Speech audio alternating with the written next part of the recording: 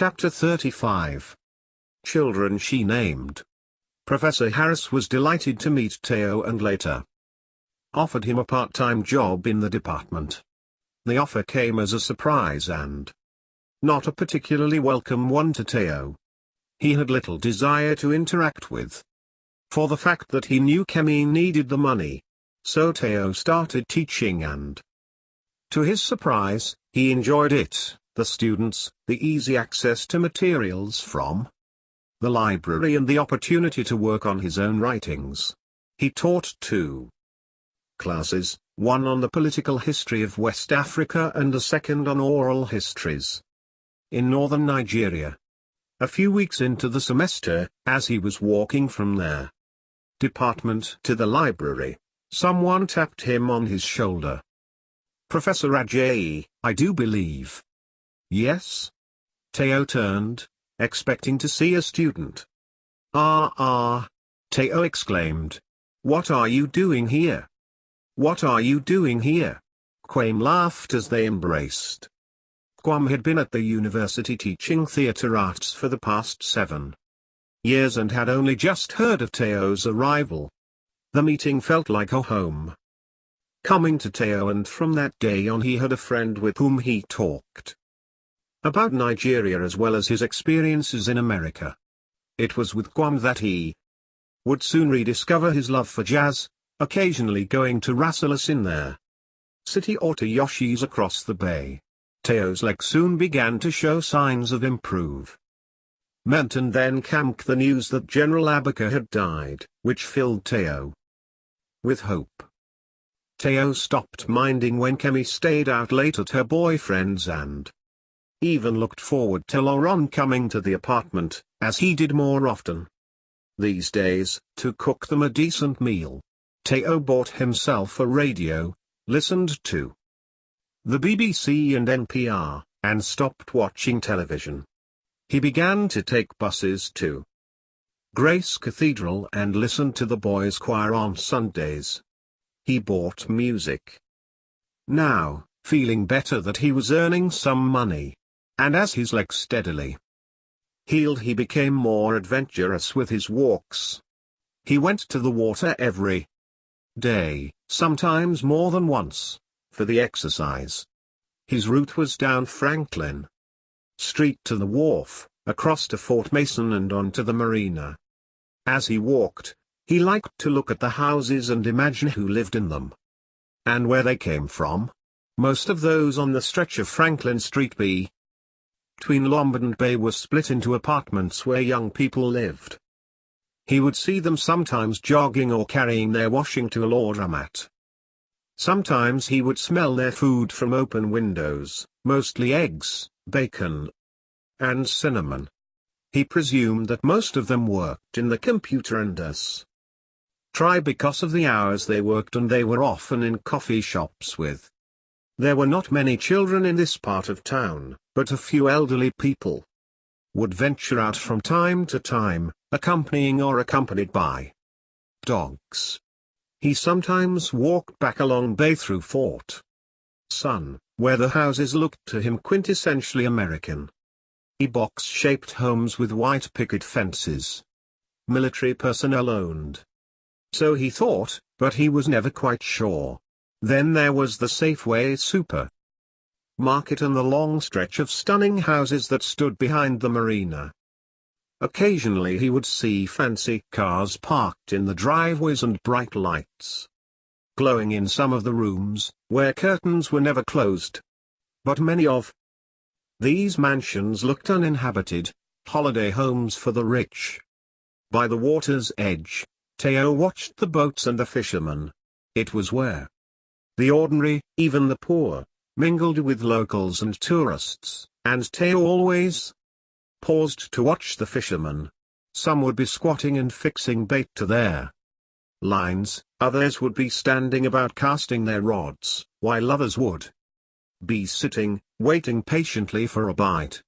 Sometimes they caught little fish and occasionally big ones, but mostly nothing. Teo chatted to the fishermen and surprised them with a smattering of Cantonese that he still remembered from visit to Shanghai. He practiced the language with them and gradually added to his vocabulary. Back in Kmai's apartment, he also began to cook rice and rudimentary tomato and onion stew. He discovered, to his surprise, and with Laurent's encouragement, that he was not a bad cook. Time went by more quickly now that he was due to return to his home country. Obasanjo was back in power and Teo looked forward to participating in a new Nigeria. He was in touch again with Vanessa and had even taken the time to track down other old friends.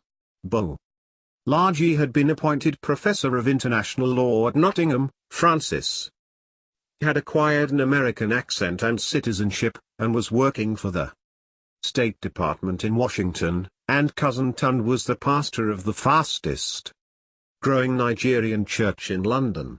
Yusuf was still in Jersey and had started, of all things, several Christian television stations. Teo supposed that Yusuf had converted to Christianity, but it might simply have been one more opportunistic Yusufian move. When Teo went on his walks he held imaginary conversations with these friends. He usually walked for an hour, or longer if his musings needed more time, as was always the case when talking to Vanessa. There were many tourists who walked the path behind the fisherman, young, old, black and white, and the question of race was something that he had discussed on many occasions with Guame. Why do you think I left this country to go to Nigeria in the first place? Guam had laughed when Teo first broached the topic. Look Teo, if you live in America long enough, you'll see there is no way of avoiding race. Race is a part of the fabric of this nation. You're either black or you're white, and this affects every aspect of your life. That's why so many of us left in the 70s. But it strikes me that it's not as simple as black and white, Teo mused. I see race playing out in my classroom between blacks, whites and Latinos. And some of the worst tension I find is between Africans and African America. Guame laughed. That's because you don't understand or appreciate our history. Use most West African brothers and sisters. And the same could be said for African Americans. Yes, you're right, of course, Guam nodded. The misunderstanding is mutual and easily exploited by whites. How many times have you and your daughter been told by white people how wonderful you are, and how different? Teo nodded. So why don't you talk about it in your classroom? See what the students have to say. Hold a debate. So he did. Teo chose a topic that he hoped would make his students think more carefully about Africa's history, as well as America's history. In the style of debates that he had grown to love at Oxford, he chose a quotation and asked his students to use it as the basis for the debate. The quote, which he considered suitably provocative and sure to solicit some good debate, came from Trevor. Perhaps in the future there will be some African history to teach. But at present there is none, or very little. There is only the history of Europe in Africa.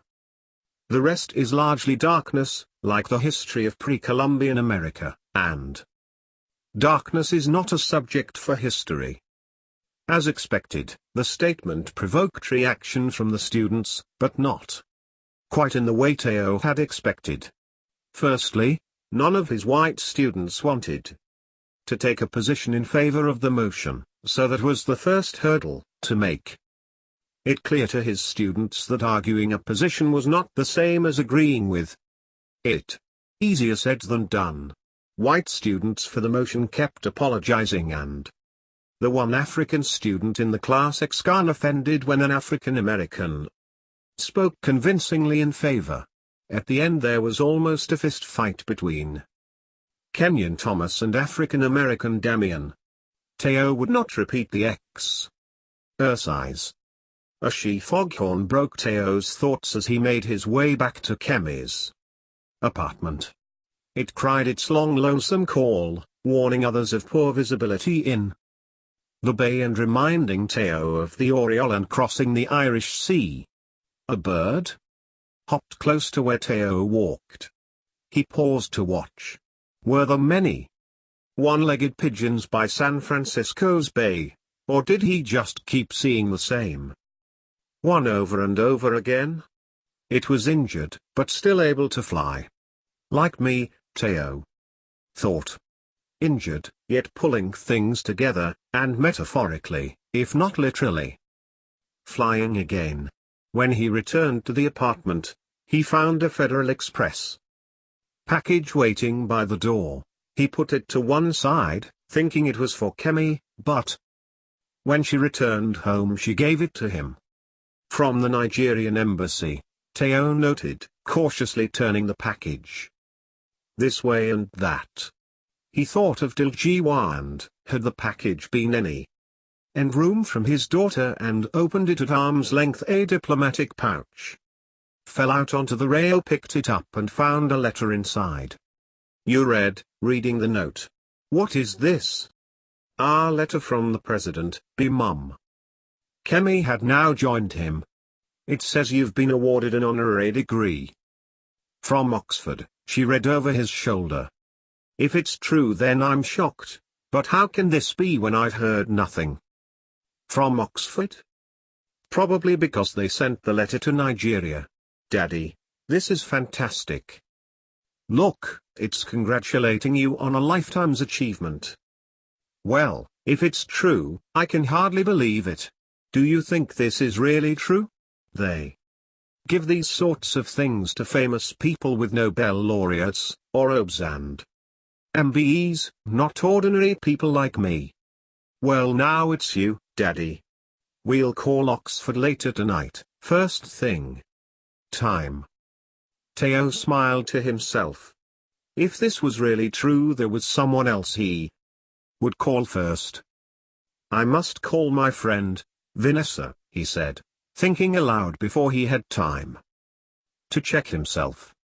Kemi was smiling mischievously, and Teo tried to recall how much he had told her about Vanessa. With all the excitement, he couldn't remember, but perhaps it didn't matter.